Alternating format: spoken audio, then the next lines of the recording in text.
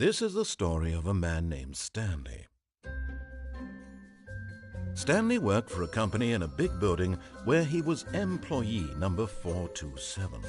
Employee number 427's job was simple. He sat at his desk in room 427 and he pushed buttons on a keyboard. Orders came to him through a monitor on his desk, telling him what buttons to push, how long to push them, and in what order. This is what employee 427 did every day of every month of every year.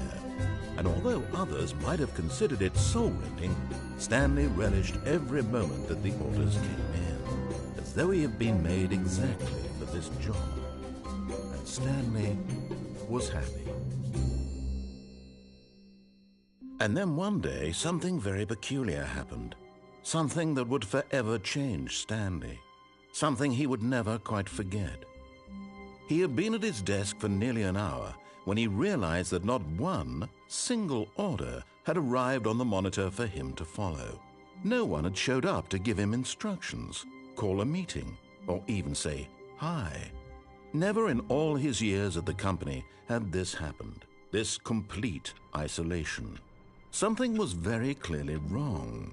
Shocked, frozen solid, Stanley found himself unable to move for the longest time. But as he came to his wits and regained his senses, he got up from his desk and stepped out of his office. All of his co-workers were gone. What could it mean? Stanley decided to go to the meeting room. Perhaps he had simply missed a memo.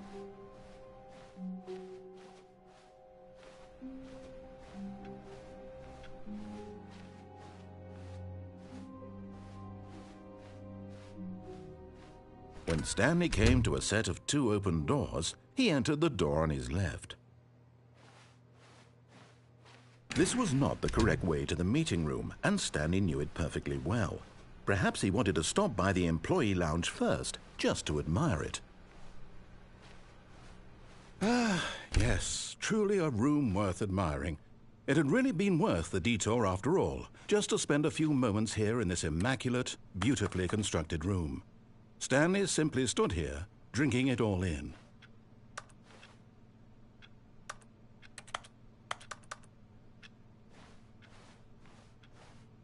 Yes, really. But eager to get back to business, Stanley took the first open door on his left.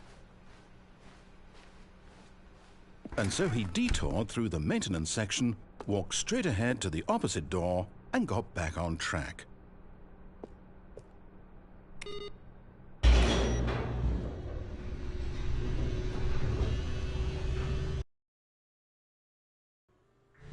But Stanley didn't want to go back to the office. He wanted to wander about and get even further off track.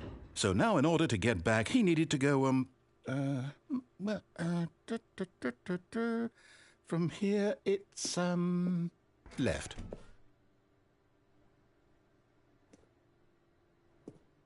Oh, no, it's to the right, my mistake. No, not the right. Why would I have ever said it was to the right? What was I thinking? It's clearly...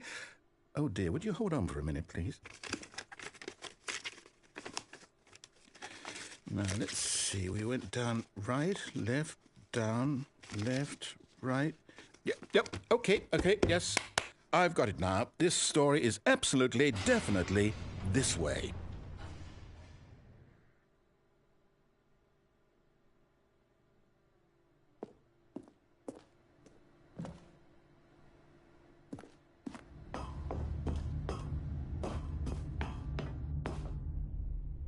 No.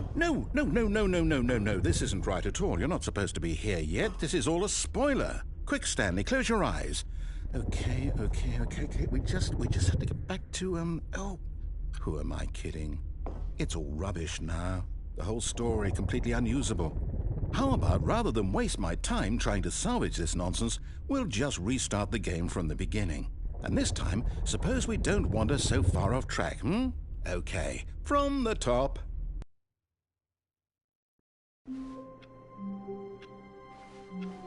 All of his co-workers were gone.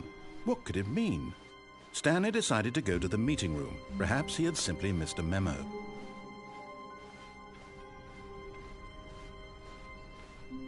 When Stanley... Wait, what? No, I restarted. I swear I definitely restarted the game over, completely fresh. Everything should be... Oh, did something change? Stanley, did you change anything when we were back in that room with all the monitors? Did you move the story somewhere or... Hold on. Why am I asking you? I'm the one who wrote the story. It was right here just a minute ago. I know for sure that it's here somewhere. Okay, then. It's an adventure. Come, Stanley. Let's find the story.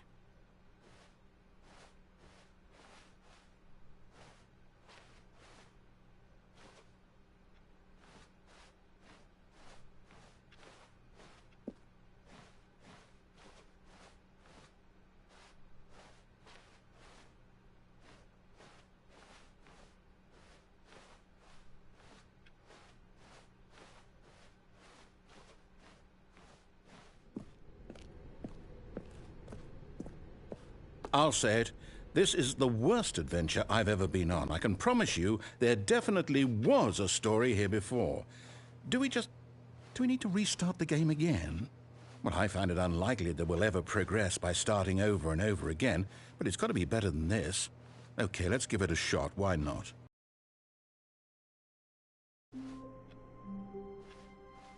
All of his co-workers were gone.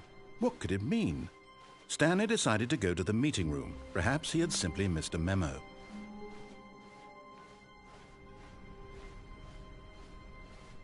Okay, yep, it's worse. I might be remembering this wrong. It's possible the story is back where we just came from. Why don't we go back the other direction and see if we missed anything?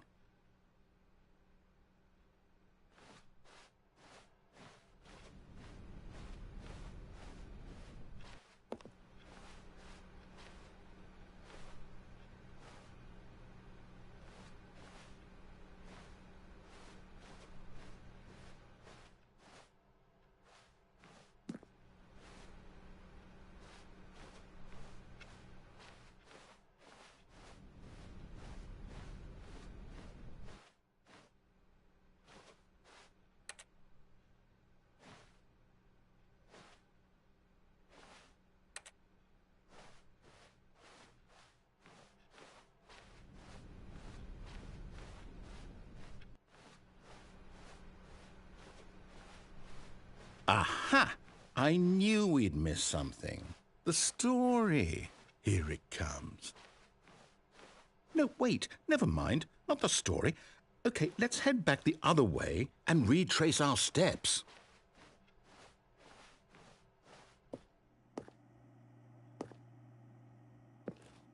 Now this... Well, I'll be honest. I don't recognize this place at all. Is this the story? I don't think so. I can't quite recall, but I believe my story took place in an office building.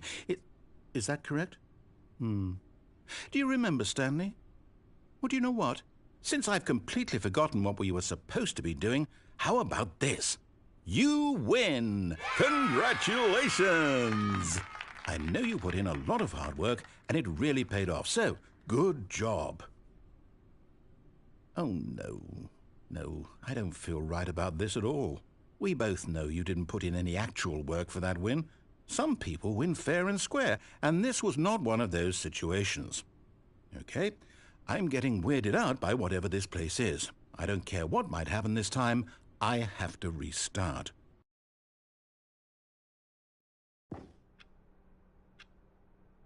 All right, I've got a solution. This time, to make sure we don't get lost, I've employed the help of the Stanley Parable Adventure Line.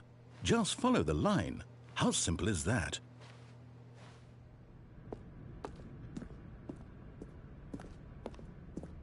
You see? The line knows where the story is. It's over in this direction. Onward, Stanley, to destiny. Though, here's a thought. Wouldn't wherever we end up be our destination, even if there's no story there?